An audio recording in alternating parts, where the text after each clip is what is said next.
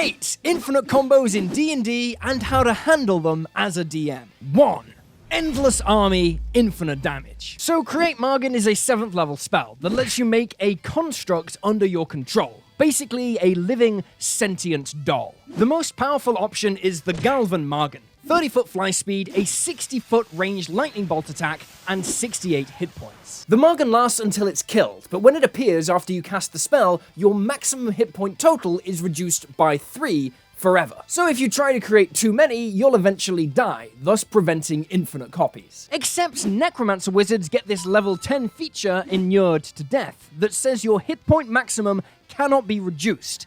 Ever. So the Margin shows up and nothing happens. There's no penalty to you. Rinse and repeat, create a Margin after every long rest for infinite creatures, infinite lightning bolts, and infinite damage. Power level 7 out of 10. Honestly, the most powerful thing here is not the infinite damage. This is a theoretically infinite workforce, more intelligent than the average human that doesn't need food, drink, or sleep. They're also completely under your control, so no pesky unions. So, how can a DM handle this if a player wants to do it? As a DM, you always want to find a way to encourage and reward players who explore and get excited about stuff. You never just want to say no. This is our philosophy when finding answers to all the combos on this list. It's yes, but. Here's how to do it. The spell costs 500 gold worth of Quicksilver per casting. 500 gold is nothing to a level 13 character, and just trying to limit their money probably won't work. They have an ever-growing workforce with no overhead costs. Money is not going to be a problem. But you can keep a handle on things by making the Quicksilver component insanely rare. Sure, it's only 500 gold worth of Quicksilver to cast, but maybe there's only 10,000 golds worth of Quicksilver on the entire plane. So the Necromancer can build Margin, maybe 3 or 4,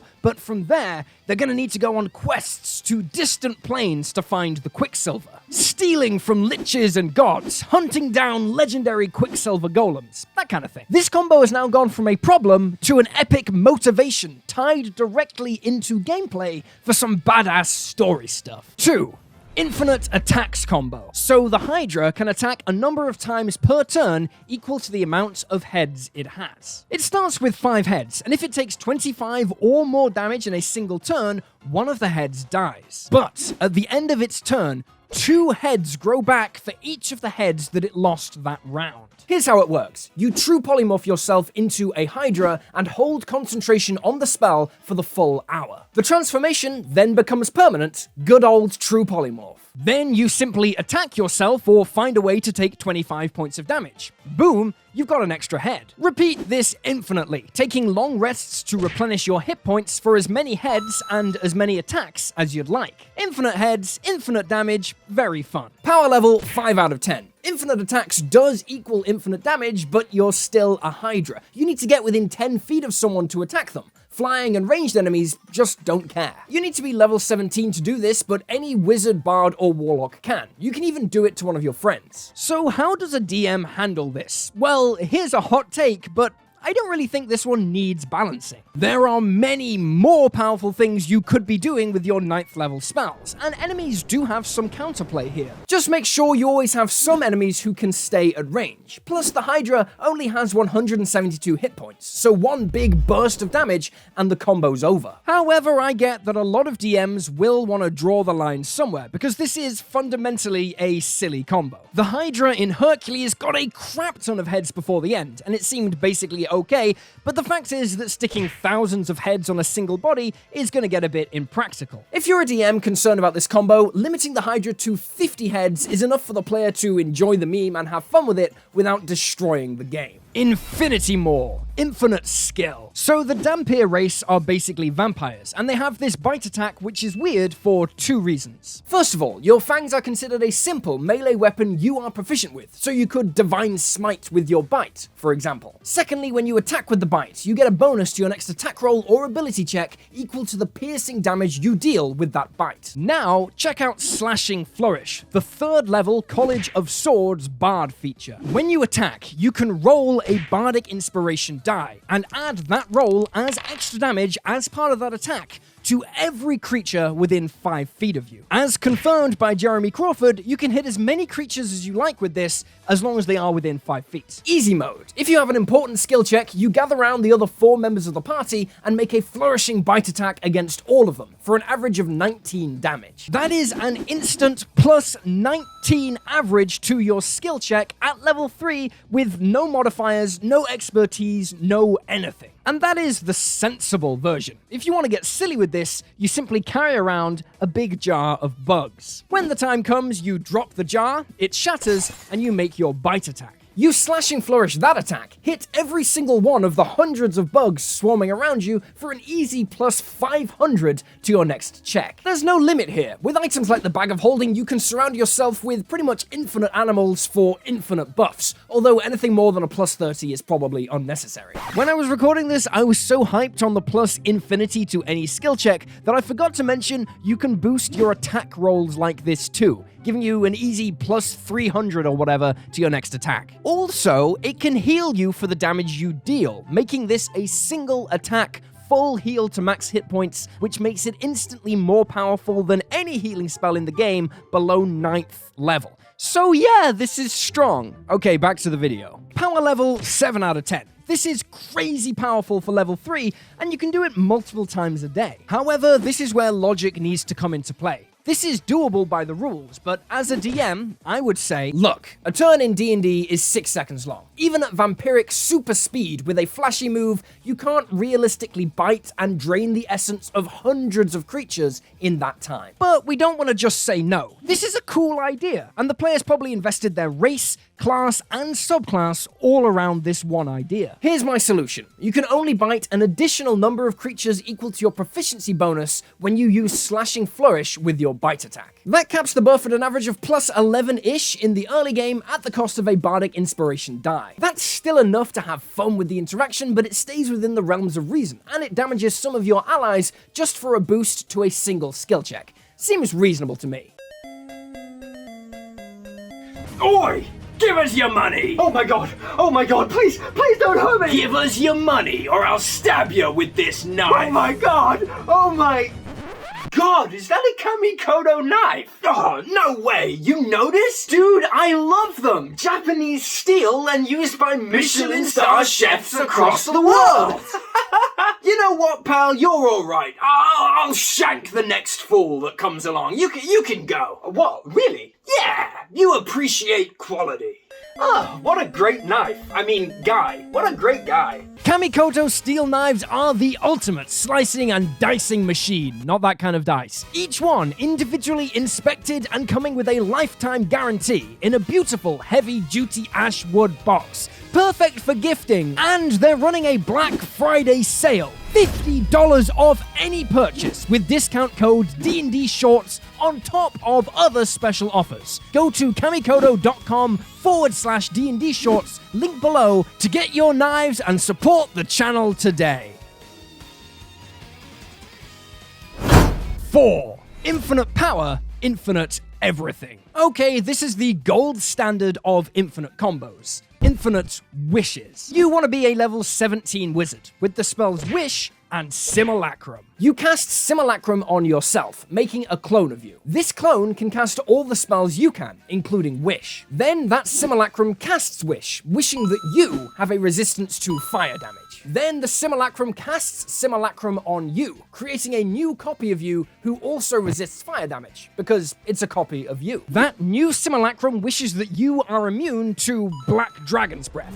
As per the rules, this is totally legit. Then it can create another copy of the new you, who now resists fire damage and is immune to Black Dragon's Breath. Repeat this process for every damage type and every monster attack in the game. You resist everything, you are immune to every possible source of damage, and you have an endlessly growing army with the same benefits. And if you ever run low on money to keep casting Simulacrum, you just wish for more. The spell produces 25,000 gold worth of cash. This combo is so strong that the Adventurers League had to introduce a rule that said Simulacrums can't cast the spell Simulacrum. This rule never made it to the actual game, but if you're a DM running a high-level campaign and don't want this happening, it's a great rule to keep a cap on things. Wish is stupid powerful, and you have infinite copies of yourself who can all cast it. Basically, anything is possible once you reach this combo. The power level here is just 10 out of 10. 5. The Infinite AC Tail. This one's here because it's requested constantly. The Infinite AC Tail. Beast Barbarians have a 3rd level feature where if a creature hits you with an attack roll, you can use your reaction to swipe your tail and increase your AC by a d8. Now, the infinite part here is that there's a mistake in the rules. These abilities are required to give a duration. For example, the shield spell works until the start of your next turn, and the defensive duelist feat works against 1 attack. This ability, though, technically has no duration, so people argue facetiously that your AC is just raised forever, and you can do this repeatedly for infinitely high AC. This is totally not serious, it's just a quirk that arises when Wizards of the Coast make mistakes. But anyway, people in the comments begging me to explain the Infinite AC Tail,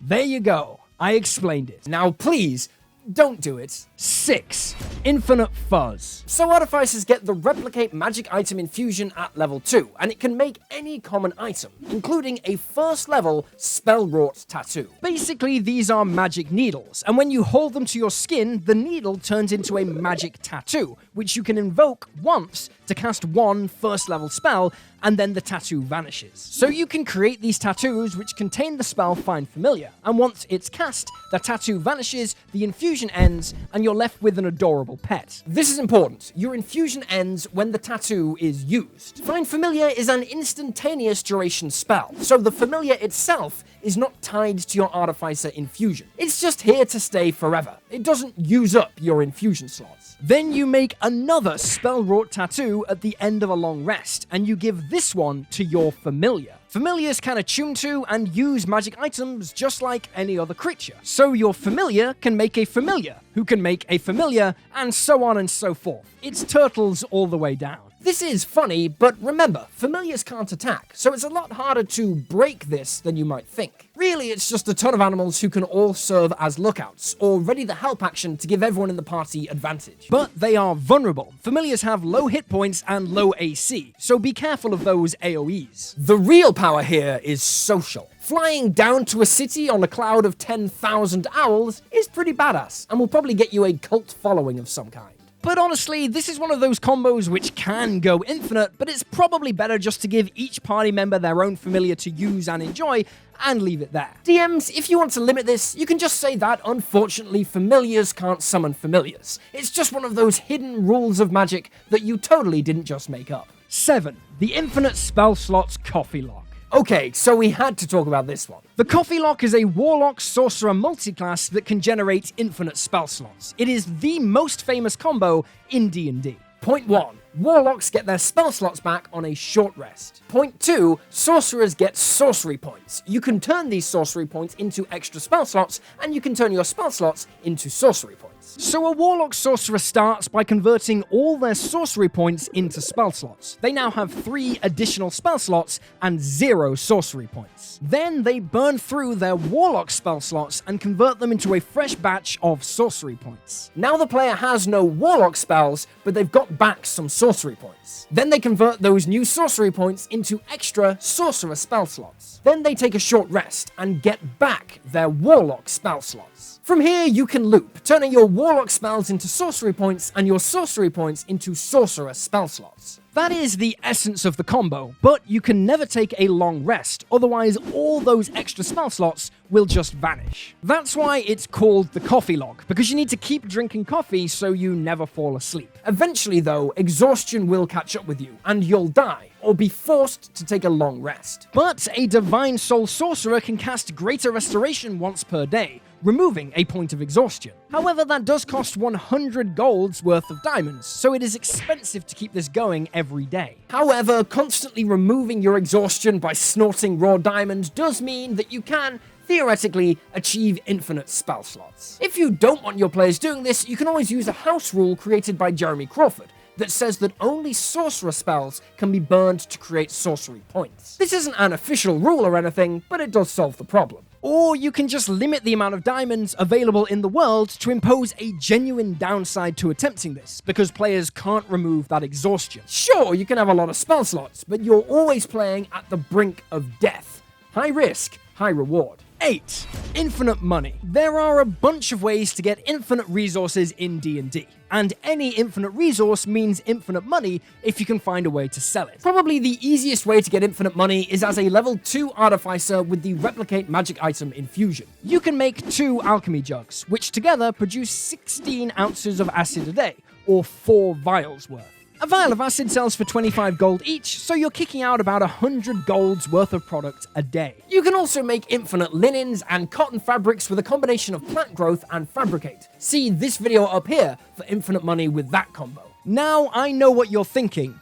What about inflation? No way could you sell all the cotton you made with that plant growth fabricate combo. Well, America exported 2 billion pounds of cotton in 1860 alone. You could easily go full capitalist with this combo. We're talking instantly you are the most powerful person on the planet, the CEO of a $1 trillion company. The power level here is weird. In a way, money is stronger than any spell, because money buys spell scrolls, or legendary magic items, or scrolls of Tarask summoning. But here's how a DM can keep a game going even if the players do this. Money is only as good as the things it can buy. And you don't need to make the good stuff things that the players can buy. Sure, you can have infinite money, buy all the houses and non-magic items you like, but if you want the good stuff, vorpal weapons, magic armor, wands and staffs, etc., well, that's going to cost you more. You can't buy that with money. You've got to travel to distant planes, battle gods, steal from liches to get your hands on that top shelf stuff.